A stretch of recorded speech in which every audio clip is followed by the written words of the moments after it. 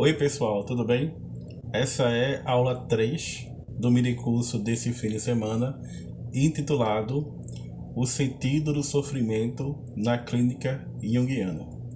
Bom, nós estamos conversando nessas últimas aulas, nessas duas últimas aulas, sobre o problema do sentido na clínica junguiana, até que ponto Jung trabalha com o sentido na clínica, e eu afirmo por meio desse minicurso que a grande demarque da clínica junguiana é que a clínica junguiana é uma clínica do sentido. Tá?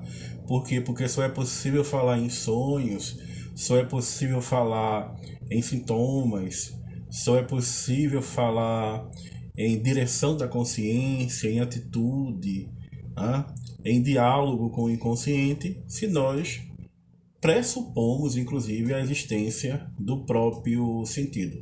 Tá?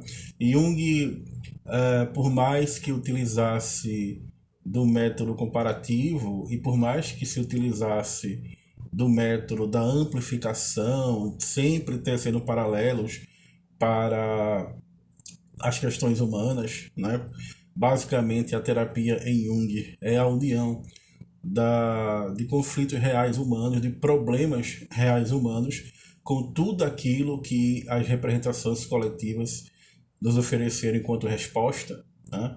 E quando eu falo em representações coletivas, eu falo na arte, eu falo na filosofia, eu falo na antropologia, eu falo na arqueologia, eu falo na mitologia, eu falo no simbolismo comparado das grandes religiões e nas religiões enquanto sistemas psicoterapêuticos, porque para Jung a religião é um sistema cultural, lógico, simbólico, com certeza, mas principalmente a religião é um sistema psicoterapêutico.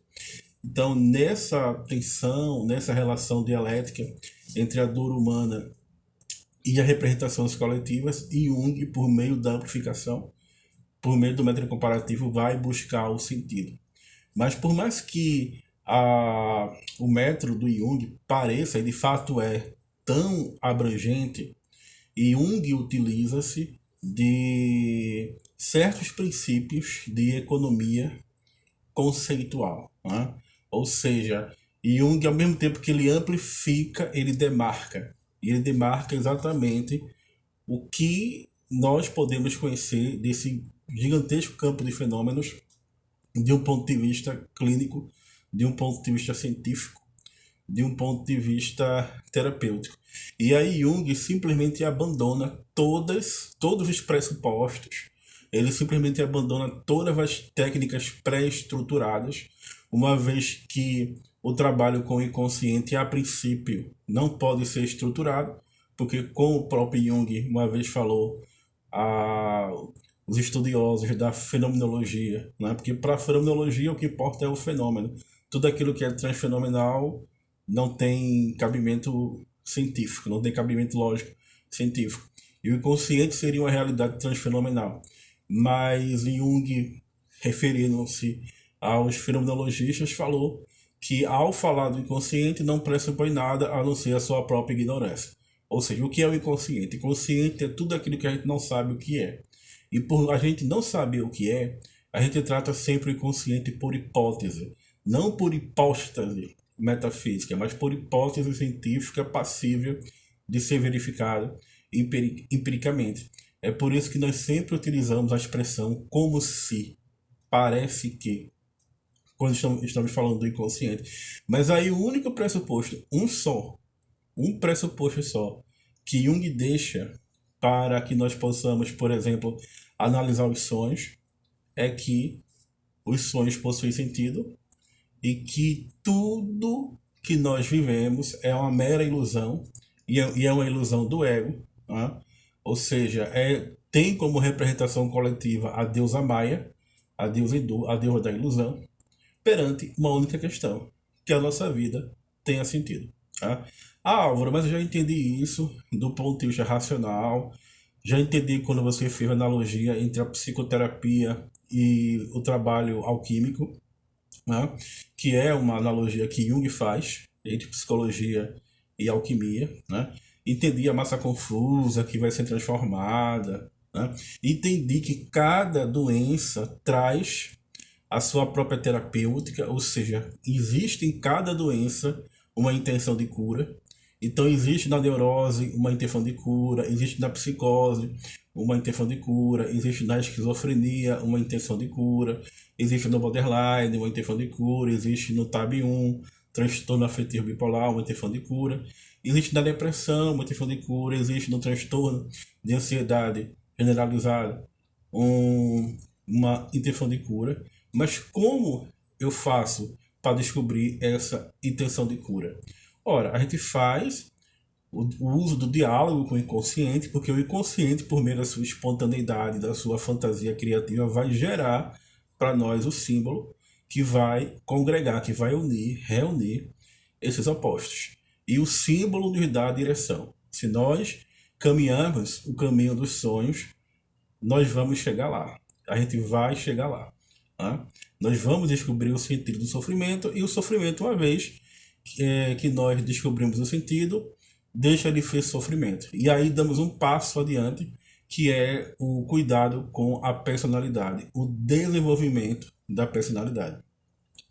Álvaro, mas eu também já entendi isso, que a nossa vida ganha sentido quando a gente descobre que mito a nossa vida está expressando. Mas tem uma coisa que eu não entendi, Álvaro. Qual é? É porque, apesar da gente conhecer tudo isso, por que a gente continua sofrendo? Por que a gente não para de sofrer? Bom, a resposta que Jung tem para dar é que esse é o nosso entendimento racional do sofrimento humano, né? De acordo com a função pensamento. Está explicado o que significa o sofrimento. O sofrimento tem a ver com aquilo que, inclusive, o próprio Jung, utilizando-se de uma linguagem agostiniana, chamou de private bone, né? De privação do bem. O sofrimento é simplesmente o sintoma das nossas limitações do mundo, das nossas privações do mundo, a consciência de que nós não somos onipotentes, tá? E que conscientizar esse pensamento, torná-lo cada vez mais claro, é uma forma da gente lidar com o sofrimento. Mas por que a gente continua a sofrer?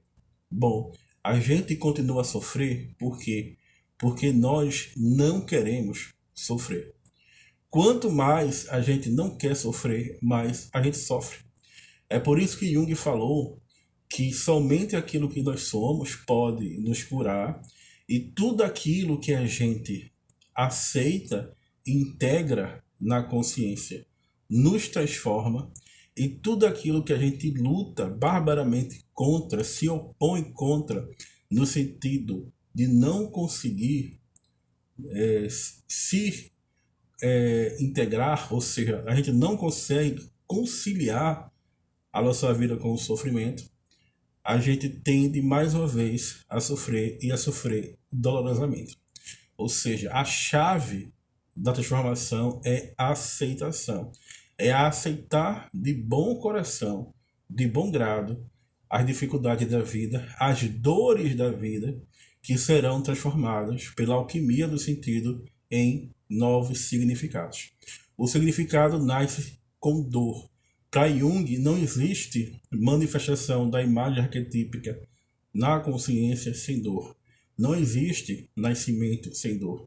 É por isso que é necessário acrescentar a análise, não apenas o racional, que é um instrumento do ego, mas também o irracional, no sentido junguiano, aquilo que está para além da razão. E pensar não apenas com a função intelectual, a função do pensamento, mas sobretudo pensar com o coração. Como Jung aprendeu uma vez com um índio Pueblo, que pensava com o coração, e que nós deveríamos pensar com o coração para quê? Para encontrar o sentido. Na mesma hora que Jung aprendeu a pensar com o coração, encontrou com uma mulher e disse: você sofre porque a tua vida não tem sentido, porque a tua vida está precisando de uma imago Dei, de uma representação cultural, de uma representação luminosa. Você precisa encontrar com essa luminosidade, com essa experiência do luminoso. Tá? Então, a aceitação do sofrimento como uma possibilidade de caminho, de progresso, não no sentido da acomodação, que aí já é paralisia, aí já é estagnação, mas aceitar que o sofrimento objetivamente nos transforme é uma forma da gente encontrar esse sentido que todos nós buscamos e que, no fim das contas, vai fazer com que a nossa vida valha a pena. Ou seja, vai fazer com que a nossa vida seja a expressão de um mito, de um mitologema. Uma expressão de uma vida luminosa, de uma vida arquetípica, de uma vida que tenha sentido. É isso, pessoal. Muito obrigado.